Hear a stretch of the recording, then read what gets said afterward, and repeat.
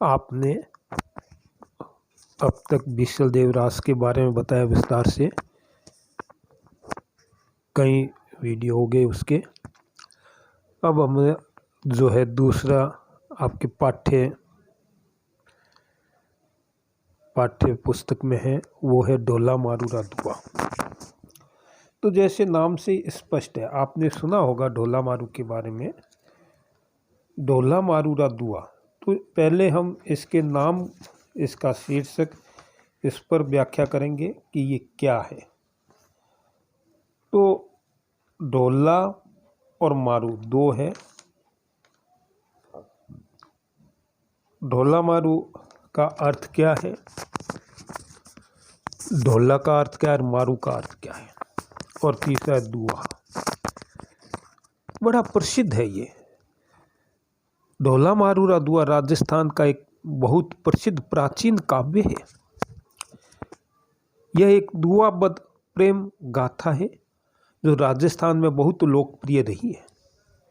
मानव हृदय के कोमल मनोभावों तथा बाह्य प्रकृति के बड़े ही मनोहर चित्र इसमें अंकित किए गए हैं।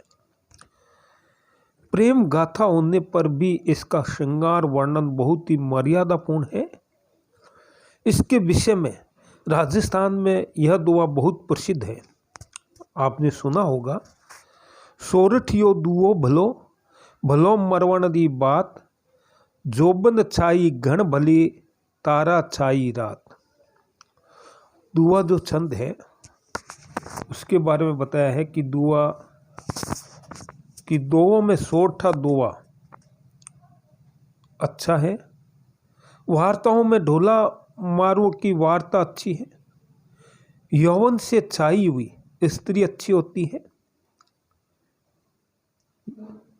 और तारों से छाई हुई रात अच्छी होती है। देखो इसमें बताया, सोरठियो दुओ भलो, सोरठिया दुआ भला है। सोरठा जो है, जो काव्य छंद शास्त्र है, उसमें सोरठा सबसे छोटा है। सोरठियो दुओ भलो, सोरठिया, सोरठा और दोवा दोनों भले हैं, क्योंकि दोवा उल्टा सोरठा, सोरठे की परिभाषा दोवे के उल्टा होता है। आप दोवों में पढ़ेंगे, बिहारी के दोवे पढ़ेंगे अगली कक्षा में। बिहारी ने जो दोवों में वर्णन किया है, आपके सामने जो कबीर के आएंगे, वैसे तो दोवे कहते हैं लेकिन वो कबीर की साखियाँ हैं। हम कबीरदास को पढ़ेंगे, उसमें विस्तार से बताया जाएगा।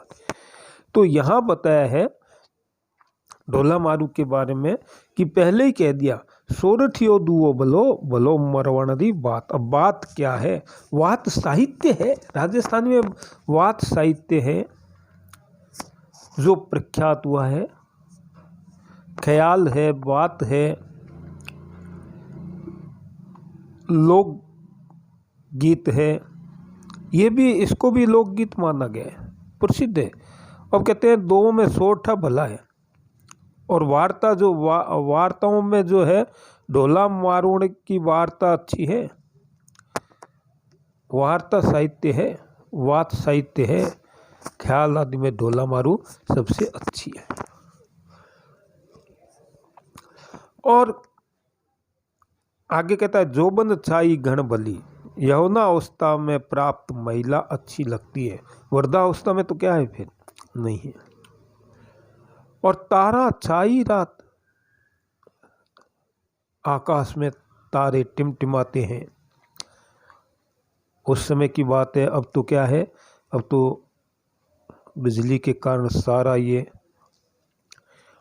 नज़ारा ही बदल गया। एकदम से रात होती है, लाइट नहीं होती है और तारे टिमटिमा रहे हैं, वो रात अच्छी लगती है।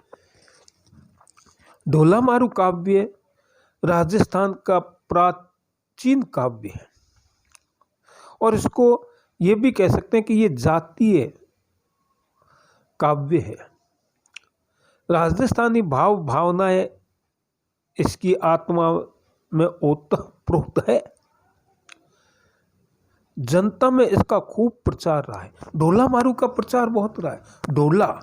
ढोले का एक हो गया सुंदरता के अर्थ में। आज भी हम कहते हैं कि ढोले के समान है, अर्थात बड़ा सुंदर है।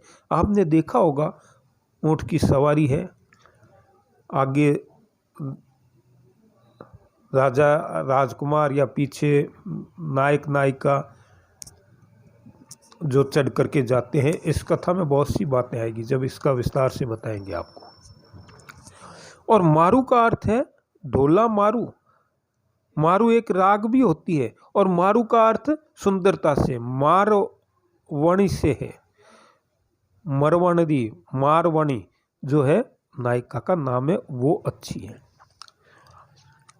और इसकी जैसे मान लो, अब पहले ही हम ये देखते हैं कि ये है लोक काव्य, प्रसिद्ध है। अब लोकगीत, इसको कुछ लोकगीत कहते हैं, लोक काव्य कहते हैं। लोक काव्य क्या है? ढोला मारू तो नाम आ गया, प्रसिद्ध है ये। अब लोकगीत क्या है? और लोकगीत है तो हम इसको साहित्य में क्यों पढ़ते हैं? लोकगीत का अर्थ क्या है?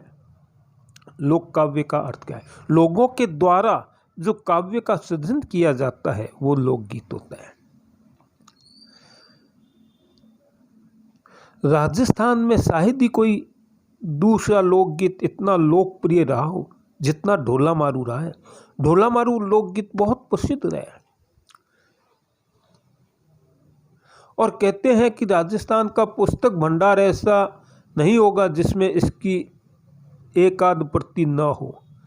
शायद ही राजस्थान का कोई ऐसा होगा पुस्तक प्रेमी या पुस्तकालय जिसमें ढोला मारू की प्रति न हो।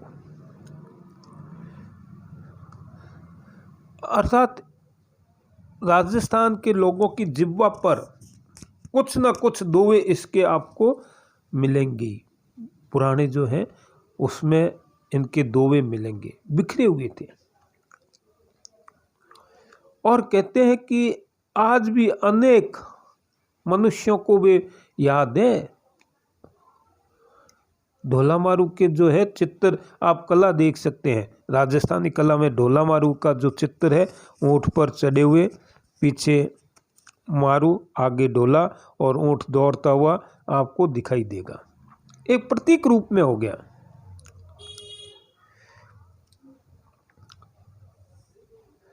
अब कहते हैं कि बहुत से अलवर में भी देखे हैं, 200 साल पुरानी होगी, बहुत से ढोला मारू के चित्र इसमें है। अब ढोला कौन था? ढोले के लिए कहते हैं कच्छावा वंश के राजा नल का पुत्र था। इसका समय विक्रमी संवत 1000 के लगभग है।